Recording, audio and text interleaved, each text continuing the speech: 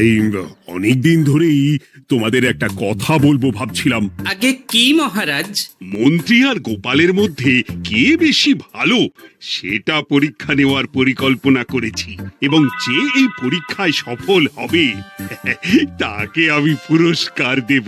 এ তো বেশ শুভ সংবাদ। এই পুরস্কার সেই ব্যক্তি পাবে যে ভালো কাজ করবে, ভালো চিন্তার মাধ্যমে বাকি মানুষদের কাছে এক অনুপ্রেরণার উদাহরণ হবে। বাহ, বাহ, সাধু সাধু, খুব ভালো প্রস্তাব মহারাজ।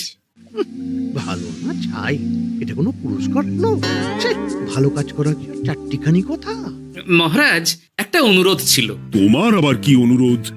বলছিলাম, এখন আমাকে একটু বেরোতে হবে। আসলে আজ আমার নাতি নাতনিদের দল বাড়ি আসবে অনেক দিন পর, তাই ওই আর কি একটু গল্প আড্ডা খাওয়া দাওয়ার ব্যাপার আছে, এই আর কি। কোথাকার কোন রাজা এলো আমার? যখন ইচ্ছে আসবে, যখন ইচ্ছে যাবে, আর সেগুলো নাকি আমাদের মেনেও নিতে হবে। উফ, মন্ত্রী, এই হিংসুটে পানাগুলো কবে বন্ধ হবে তোমার বলো তো? তুমি যাও তো গোপাল। মানুষের ভালোবাসা পাওয়া, জনপ্রিয় হওয়া এত সহজ নয়। অনেক ধন্যবাদ মহারাজ। আমার তো বেশ গর্ব হয় তোমার জন্য, আর আমি চাই যে গোপাল আরো ভালো কাজ করে সেরা নাগরিক সম্মান পেয়ে এই কৃষ্ণনগরের মুখ আরো উজ্জ্বল করুক। নিশ্চয়ই মহারাজ, চেষ্টা করব। তবে পুরস্কারের কথা ভেবে আমি কোনোদিন কাজ করি না মহারাজ। যেটা আমার ঠিক মনে হয় তাই করি। এবার আমায় অনুমতি দিন, আমি আসি। হুম, বেশ বেশ, যাও যাও।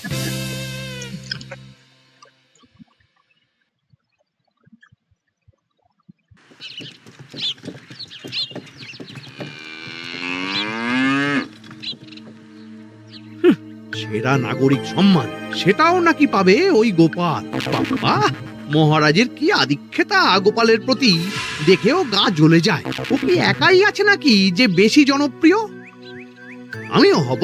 হ্যাঁ, কি করি? যাই, একটু গোপালের বাড়ি উঁকি মেরে দেখে আসি যে কি এমন মহান কাজ করে।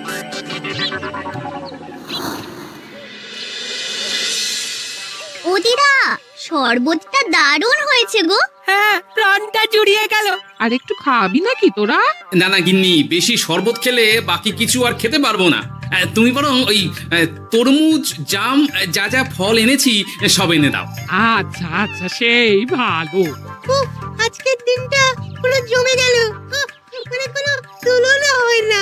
সে আর বলতে, গোপাল দাদুর জায়গা কেউ কোনোদিনও নিতে পারবে না। কয়জন দাদুকে দেখেছে ওরা জীবনে? এসব তো আমিও খাওয়াতে পারি। বেশি বাড়াবাড়ি। এই নে সোনারা আমার, তোদের জন্যই তো তোদের দাদু এসব এনেছে। হ্যাঁ, এই তোরা খা, কেমন? লজ্জা করিস না কিন্তু। সে আর বলতে, ও দাদু, তুমি আমার পরের গল্পটা বলো তো। কি ব্যাপার, মন্ত্রী মশাই হঠাৎ আড়ি পাচ্ছে কেন? কই গো দাদু, চুপ করে আছো যে? হ্যাঁ, বলছি। এবারে বুঝলি, এবারে তোদের একটা অন্যরকম গল্প বল। ধুর, আরে কি বলছে সব ঠিক করে শোনাও যাচ্ছে না। আর একটু ভালো করে উঁকি দি।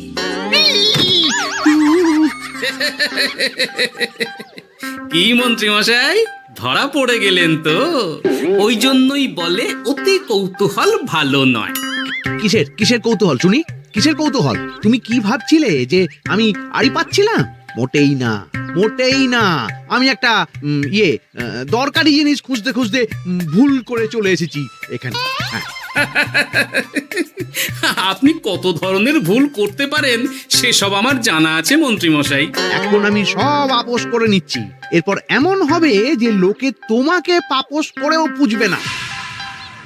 না, কেমন যেন ঠেস মেরে কথাগুলো বলে গেলে মনে হচ্ছে। মন্ত্রী মশাই অমন করে রেগে গেলেন কেন গোপাল দাদু? আমিও তো সেটাই ভাবছি রে। যাকে সেসব বাদ দে, নে আমরা বরং গল্পে ফিরি। সেই ভালো।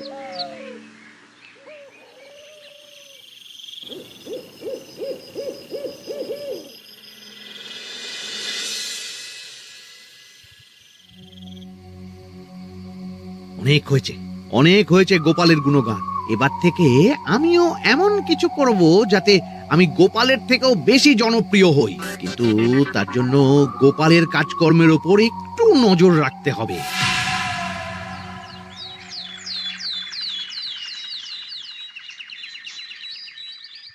শোন বটাঘটা, কয়েকদিন তোদের গোপালের ওপর পুরো নজর রাখতে হবে। গোপাল কিভাবে কি করছে, কেমন করে করছে, সব এসে আমাকে জানাবি তোরা। আচ্ছা মন্ত্রীমশাই, চিন্তা করবেন না। একেবারে গোপালের দিন পঞ্জিকা বানিয়ে দেব আপনাকে।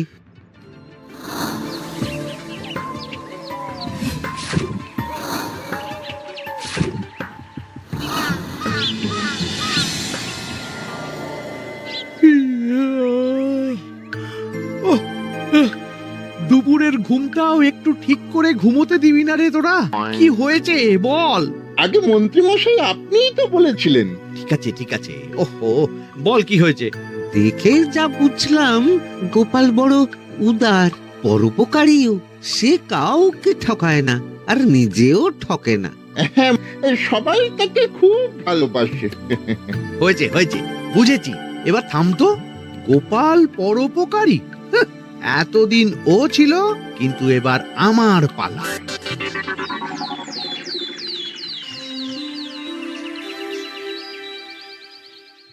মহারাজ, আমার একটা কাজ আছে, তাই আজ একটু তাড়াতাড়ি বেরোতে হবে।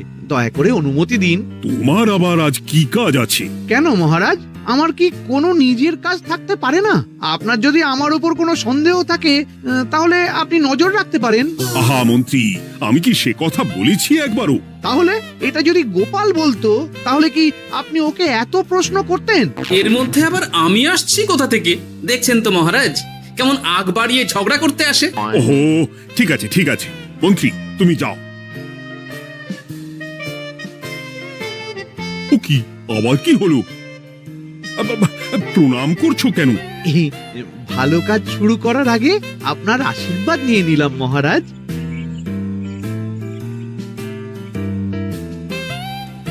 কিছু কি বুঝলেন মহারাজ? না, কি ব্যাপার বলো তো? কি সব ভালো কাজ শুরু করার কথা বললো শুধু? সেটাই তো, থেকে থেকে কি যে হয় বুঝি না।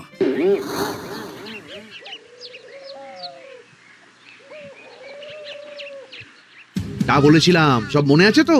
আজ থেকে তোদের কাজ হলো শুধু আমার গুণগান করা, লোকের কাছে আমার কাজের প্রশংসা করা। আচ্ছা মন্ত্রীমশাই। আপনি যেমন বলেছেন ঠিক তেমনটাই হবে।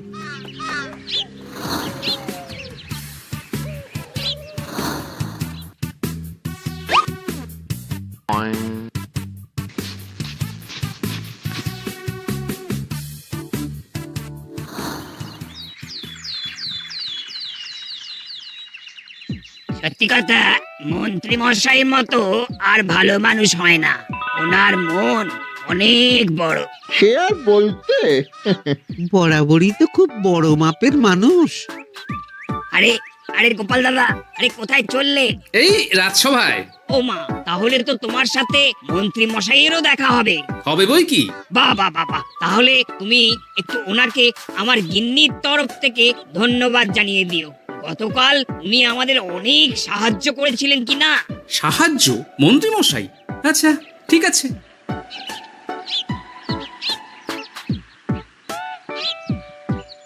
কিরে, কোথায় যাওয়া হচ্ছে সব? আজকাল তো তোদের দেখতেই পাওয়া যায় না, বাড়িতেও গল্প শুনতে আসিস না তোরা। কি করে যাবো বলো তো গোপাল দাদু, সময় হয় না তো। সে কি কথা, খুব চাপ চলছে নাকি? না না, সে কথা নয়।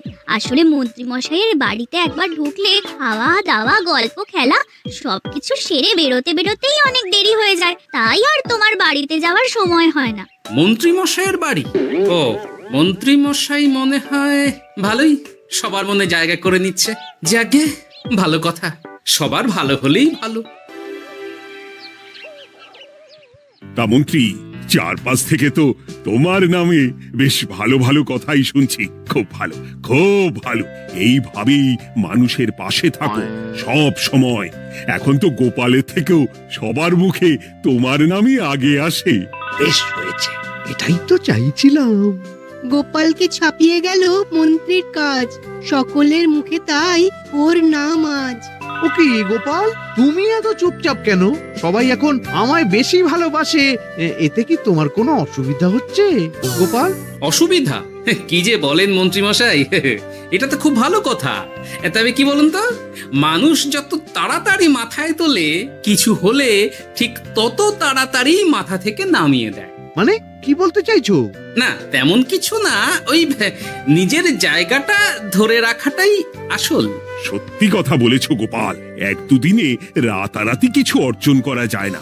যাই হোক, সভা আজ এখানেই শেষ করলাম। না, এখন আর কারোরই আমাকে প্রয়োজন নেই মনে হয়। সবাই তো মন্ত্রী মশাইয়েরই জয়গান করছে, তবু যেন কেমন খটকা লাগছে আমার। ধুর, এত ভেবে কাজ নেই, ভোলা ময়রার দোকান থেকে বরং কটা রসগোল্লা কিনে নিয়ে যাই। কই গো, আমাকে গোটা 10 রসগোল্লা দাও তো। রসগোল্লা তো হবে না। কি হবে না? এই তো সামনে রাখা দেখতে পাচ্ছি। ওগুলো ওই মন্ত্রী মশাইয়ের জন্য রাখা আছে। ওগুলো ছাড়া তুমি অন্য কিছু বলো, আমি দিচ্ছি।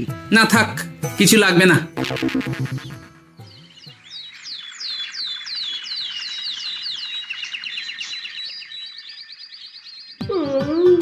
ও কি গো, বলি কত বেলা হয়ে গেল, তুমি এখনো রাজসভায় গেলে না? কদিন ধরে দেখছি কিছু হয়েছে, আর তোমার রাজসভায় বলি যেতে ইচ্ছে করে না বুঝি? না না, সেরকম কোনো ব্যাপার নয় গিন্নি। আমি দেরি করে যাই কি তাড়াতাড়ি, কোনো কিছু তো আর কারো জন্য থেমে থাকে না, বলো গিন্নি? মন্ত্রী মশাই তো আছেন, তাহলেই চলবে। এ আবার কেমন কথা?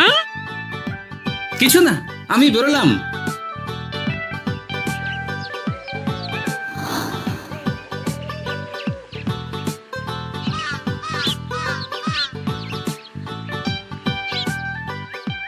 কিরে, তোরা সব এখানে দাঁড়িয়ে কেন?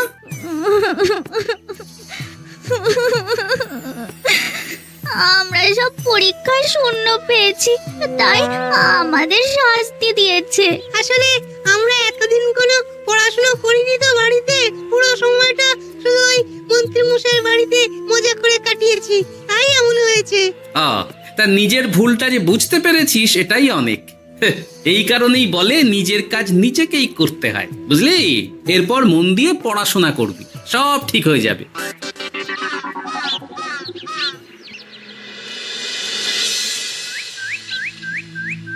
ও কি গো ভোলা ময়রা, এমন মুখ বেজার করেছে কেন? আর কি বলি গোপাল দাদা, খদ্দের একটাও নেই। বসে বসে শুধু মাছি তাড়ানো ছাড়া আর কোনো কাজই নেই। কেন, হঠাৎ এমন কেন হলো? এই মন্ত্রী মশাইয়ের জন্য উপকার করে দেওয়ার নাম করে আমাকে দুধ থেকে ছানা মেখে দেওয়ার কথা বলেছিল। আমিও খুশি মনে রোজ দুধ পাঠিয়ে দিতাম ওনার বাড়ি। তারপর? আসলে ওই মিষ্টি বানানো তো আর চারটিখানি কথা নয়, আমার সুবিধাই হতো। হঠাৎ খদ্দেররা সব জানানো শুরু করলো মিষ্টির স্বাদ পাল্টে গেছে, মান কমে গেছে, আর শরীর খারাপ হচ্ছে, এই সব। না না না, এ তো খুব খারাপ ব্যাপার। তার জন্যই তো আমি ওই মন্ত্রী মশাইকে উপকার করতে বারণ করে দিলাম। কিন্তু খদ্দেররা তো এখন আর বিশেষ করে আসতে পারছেন না। এখন তুমি ভরসা, এখন তুমি আমায় উপকার করতে পারো। হ্যাঁ বলো না, কি করতে হবে? তোমাকে তো সবাই খুব মানে। তুমি যদি ওই মিষ্টি খেয়ে সবাইকে বলো যে আমার দোকানের মিষ্টি ভালো, তাহলেই একমাত্র ওই আমার আবার বিক্রি শুরু হবে। বেশ।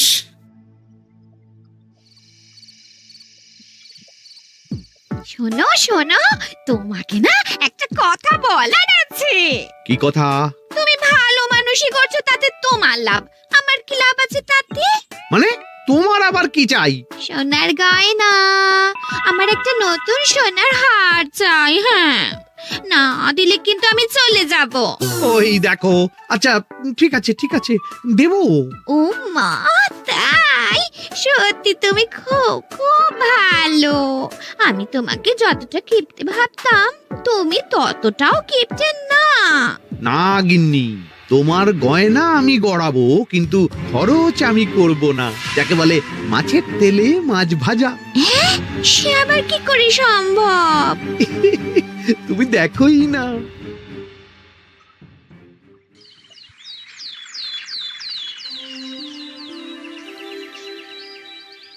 মহারাজ, আপনার কাছে একটা অনুরোধ ছিল।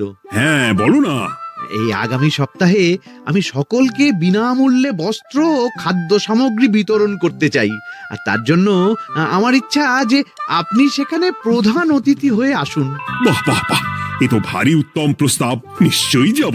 অনেক ধন্যবাদ, এই তো আমার পরম সৌভাগ্য মহারাজ। কি খুশি তাহলে? এই আর একটা কথা, মানে বুঝতেই তো পারছেন অনেক খরচ, তাই অল্প পরিমাণ যদি মোহর, মানে আপনার যেটা ভালো মনে হয়। বুঝেছি বুঝেছি, আর বলতে হবে না। আপনি মহান মহারাজ, আজকে বুঝতে পারলাম আপনি সকলকেই সমান চোখে দেখেন। কি হয়েছে গো, তোমরা সকলে এখানে? বড় বিপদে পড়ে এসেছি গো দাদা। কি হয়েছে একটু খুলে বলো দেখি।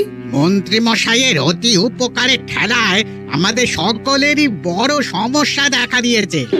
প্রথম বুঝতে পারিনি, কিন্তু এখন বুঝতে পারছি। দয়া করে কিছু একটা করো গোপাল দাদা। বুঝলাম, ঠিক আছে, আমি দেখি কি করতে পারি।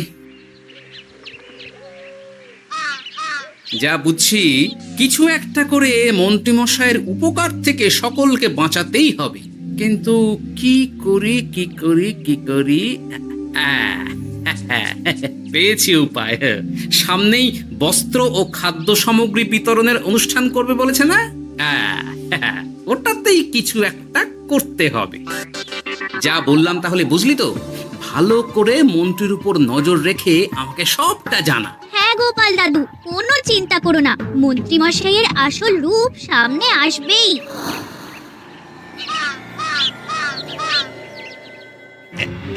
এই নে আগাম কিছু মোহর। সামনের অনুষ্ঠানের জন্য সব থেকে খারাপ মানের কাপড় ও আনাজপাতির বায়না দিয়ে আসবি। বাকি যেটুকু দাম থাকে সেটা আমি অনুষ্ঠানের দিন দিয়ে দেবো। আচ্ছা মন্ত্রী মশাই। মন্ত্রী মশাইয়ের চালাকিটা একবার দেখলি, বিতরণের নাম করে সব খারাপ জিনিসগুলো বিতরণ করার তালে আছে। খুব ভালো কাজ করেছিস। এখন বরং তোরা যা, আমাকে একটু বেরোতে হবে, বুঝলি? আচ্ছা দাদু।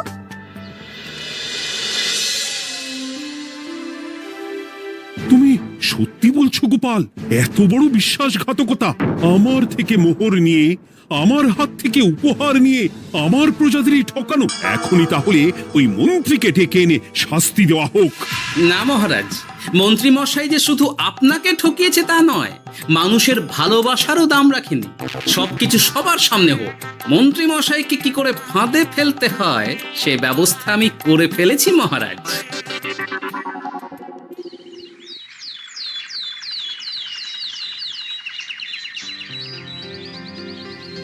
যাক বাবা, এই সুযোগে প্রচুর মোহর হাতে চলে এলো। এমনিও আমার চিন্তার কোনো ব্যাপার নেই, সব জিনিস তো মহারাজের হাত দিয়ে বিতরণ করা হবে, তাই খারাপ হলেও সবাই ভাববে মহারাজ দিয়েছে। শোন, এবার তোরা গিয়ে মন্ত্রীকে ওখান থেকে সরিয়ে আন, ততক্ষণে আমি আমার কাজটা মিটিয়ে নিই। আচ্ছা।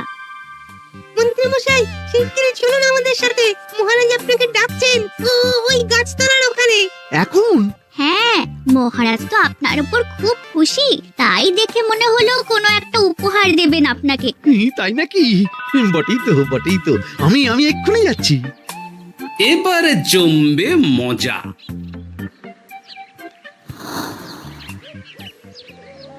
কই দেখি, কেউ তো কোথাও নেই। আমাকে যে বললো মহারাজ ডাকছেন, ধুর, আমি বরং মঞ্চেই ফিরে যাই।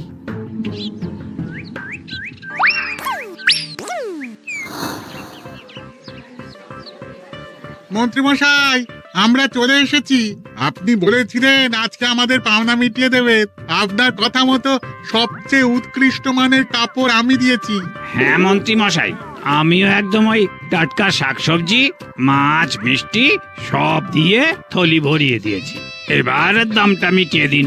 দুজনের মিলিয়ে হয়েছে ওই 1000 মোহর। বাহ মন্ত্রী বাহ, তুমি এত ভালো ভালো জিনিস বিতরণ করছো, আমি তো বিশ্বাসই করতে পারছি না। মোটাই না, আমি অত দাম দিতেই পারবো না। আমি তো ভালো জিনিস দিতে বলিনি, আমি বলেছিলাম সব থেকে খারাপ জিনিসগুলো দিতে। কি বললেন মন্ত্রী মশাই? এই রে, ধরা পড়ে গেলাম মনে হয়। তোমার এত বড় সাহস! তুমি আমার রাজ্যে থেকে এইভাবে মানুষকে ঠকাবে? আমায় ক্ষমা করে দিন মহারাজ, আমি ইচ্ছা করে এমন করিনি। আর আমি কোনো কথা শুনতে চাই না। উপকারের নাম করে তুমি আমার প্রজাদের যা অপকার করেছো সব আমি জানি। তোমাকে শাস্তি পেতেই হবে। প্রহরী, বন্দি করো মন্ত্রীকে। মহারাজ, আর হবে না, আর হবে না মহারাজ, আর হবে না। ওই জন্যই বলে যেমন কর্ম তেমন ফল।